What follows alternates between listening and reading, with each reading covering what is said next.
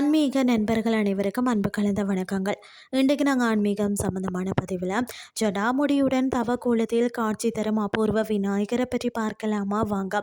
விருதுநகர் மாவட்டத்தில் அரும்புக்கோட்டையில் அருள் பாலிக்கும் படித்துறை விநாயகர் முனிவர்களை போல ஜடாமுடியுடன் தவக்கோலத்தில் காட்சியளிப்பது தான் மிக மிக அபூர்வமான ஒன்றாக இருக்கிறது. என்னென்னு சொல்லி பார்த்தீங்கன்னா, முன்னொரு காலத்தில் பாண்டிய மன்னன் ஒருவனுக்கு உடலில் தீராத நோய் ஒன்று ஏற்பட்டதா.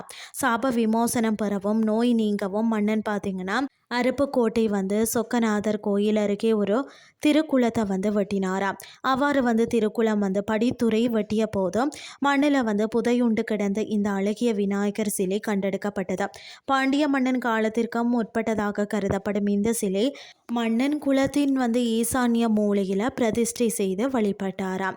சிறப்புகள் வழிபாட்டு பலன்களை பொறுத்த வரைக்கும் திருமண தடைகள் நீங்கி நல்ல வரன் அமையவும் மாங்கல்ய பாக்கியம் பெறவும் பக்தர்கள் இந்த தலத்தில் விசேஷமாக வழிபாடு செய்கிறார்களாம்.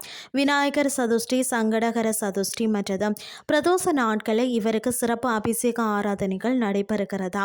சித்தர்களும் முனிவர்களும் பூஜித்த இந்த அபூர்வ தவக்கோல விநாயகரை தரிசித்து அருள் பெறுவோம்னு சொல்லி கூறிக்கொண்டு இன்றைய ஆன்மீகம் சார்ந்த பதிவை நிறைவு செய்து கொள்கிறேன். இதே மாதிரி மற்றும் ஒரு ஆன்மீகம் சார்ந்த பதிவோடு உங்களை சந்திக்கிறேன். நன்றி.